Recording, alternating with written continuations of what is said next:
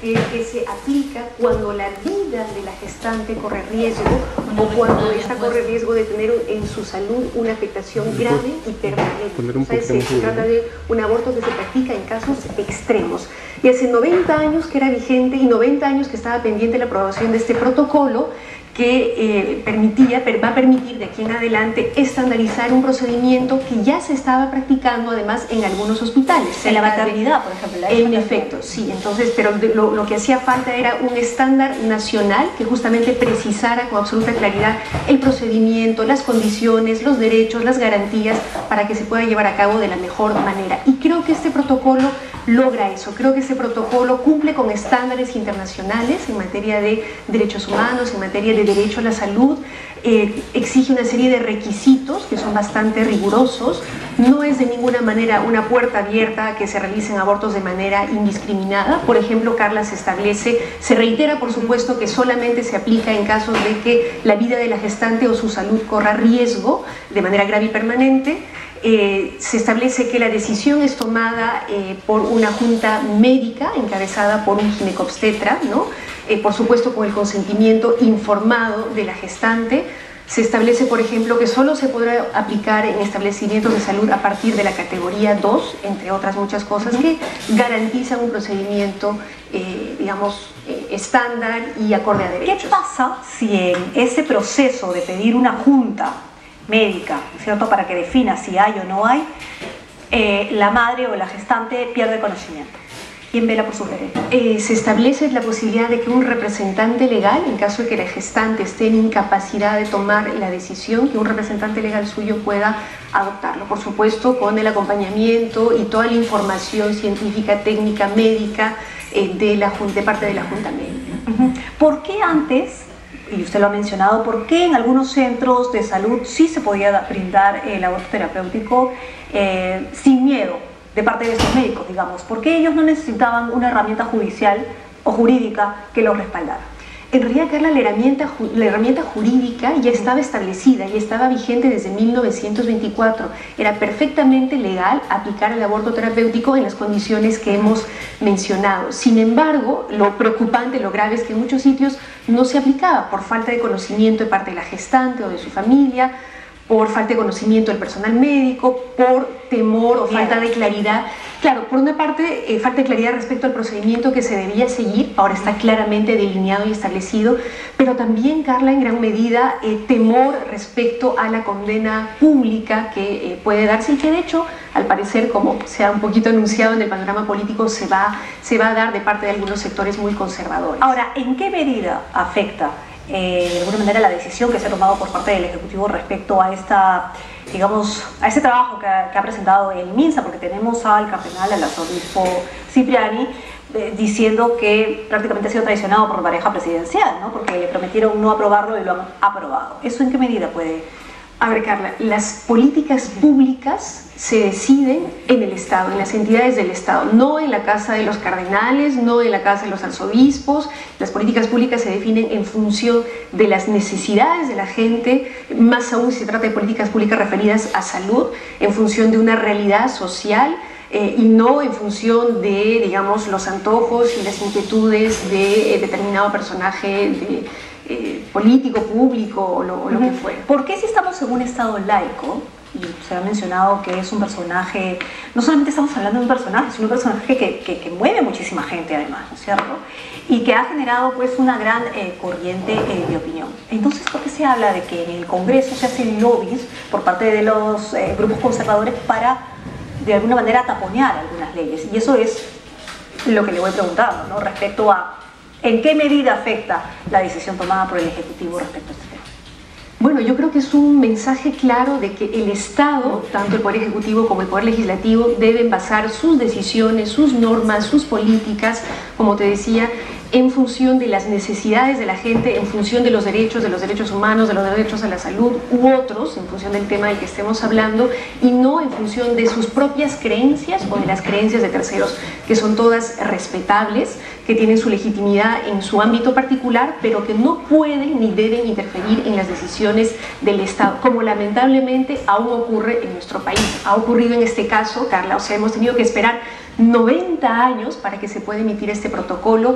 Hace ya cerca de 5 o 8 años, no sé exactamente la cifra, que ya estaba puesta sobre la mesa la propuesta técnica, pero que por presiones políticas de determinados sectores religiosos, ningún ministro de salud se atrevía a promulgarlo. ¿Tenía miedo? Por supuesto, claro que sí. Como miedo también hay en varios parlamentarios respecto a la aprobación de la unión civil. Algunos de ellos, es cierto, tienen, digamos, sus propias creencias, los ponen en contra de medidas como esta, pero hay otros tantos que simplemente no se atreven a aprobarla, aún considerando que pudiera ser buena la norma, por temor a los ataques de que pudieran venir luego del sector religioso más conservador. Pero si tenemos a una Lourdes Flores, y ya ligando el tema político también al tema del protocolo, si tenemos a una Lourdes Flores que menciona que para el aborto terapéutico no se necesitaba de alguna manera una lista que enumere cuáles eran los problemas, porque el avance y la ciencia y la tecnología han avanzado tanto que no se necesita, que se podrían salvar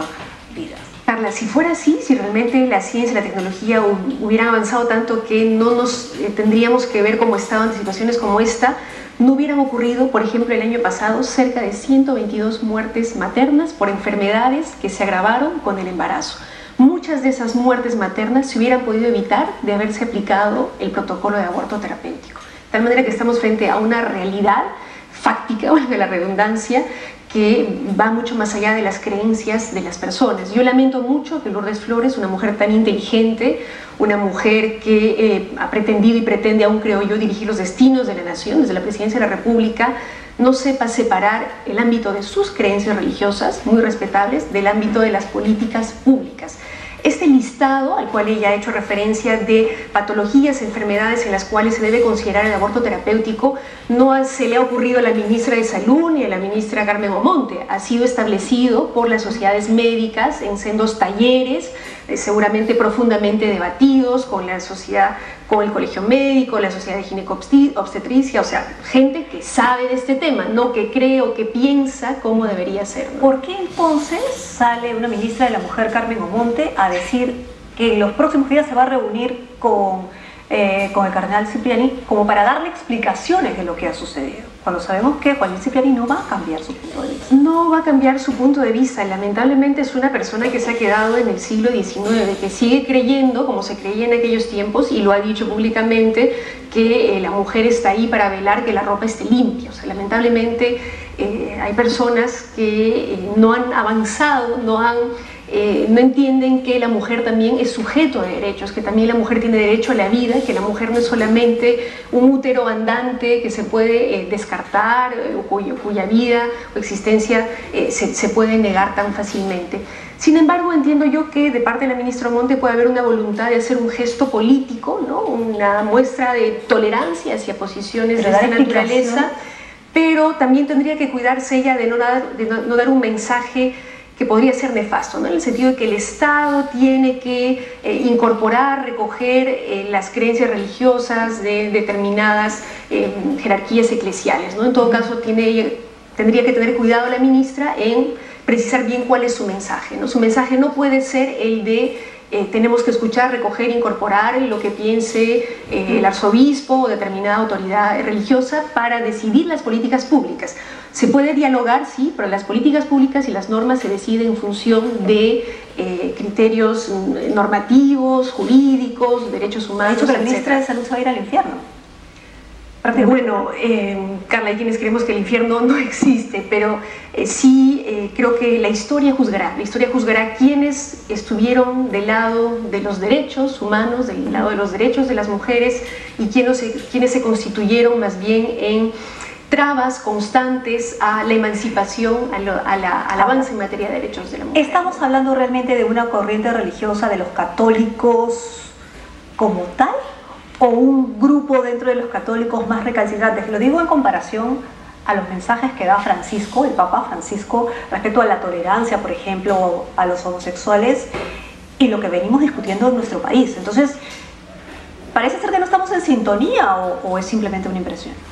No, Carla, hay incluso estudios respecto a esta materia que señalan que hay una enorme distancia entre las jerarquías eclesiales y las feligresías. No todos los católicos suscriben a pie juntillas lo que dice el señor Cipriani o incluso el propio Papa Francisco, ¿no? Y creo que justamente esto plantea un gran reto para la Iglesia Católica, como otras iglesias, de poder un poco adecuarse a los tiempos modernos, poder un poco escuchar a sus propios seguidores y feligresías para opinar sobre estos temas. Se lo pregunto y se lo digo porque la quiero llevar por el lado de lo que ha mencionado Juan Luis Cipriani respecto a la pareja presidencial, porque por un lado ellos están bajando en las encuestas, ellos están hablando de ciertas cosas respecto al manejo del país, y si hay una corriente poderosa como es la católica, porque hay que reconocerla, ¿no es cierto?, también, va a comenzar a decir, me han traicionado y qué sé yo. Eso no podría generar también un poco de desestabilización, a pesar de que estamos hablando de una política pública y a pesar de que estamos hablando de un país laico. Si es que se hace un adecuado proceso de información a la ciudadanía en general, y eso va a incluir por supuesto a los ciudadanos católicos, y se les explica claramente que el aborto terapéutico se practica, como decíamos Carla, cuando la vida de la gestante corre riesgo, cuando su salud puede verse gravemente y de manera permanente afectada. Si es que entienden que de lo que se trata aquí es de salvar la vida de las mujeres, yo estoy segura que los ciudadanos, incluidos los católicos, van a respaldar esta política pública. Ahora, abre la puerta al tema, y eso lo mencionamos en algún momento, pero rapidito nomás, abre la puerta al tema de que haya procedimiento para aborto por violación. No, en términos legales no, porque no se ha aprobado nada nuevo, no se ha vuelto legal algo que era ilegal, simplemente se ha cumplido con promulgar una herramienta, ¿no?, para implementar algo que ya era legal, que ya existía desde 1924 y que además se estaba poniendo en práctica ya en varios establecimientos de salud, de tal manera que, digamos, por el momento no se abre la puerta a ningún otro avance más, aún, Carla, cuando hay quienes consideramos que sí debiéramos abrir el debate sobre por lo menos el aborto en caso de embarazo por violación sexual. Y hay una duda que queda, y lo conversábamos también con la viceministra. ¿Qué pasa cuando una mujer, por ejemplo, está diagnosticada y tiene un mal congénito y el médico de cabecera le dice que no debe salir embarazada?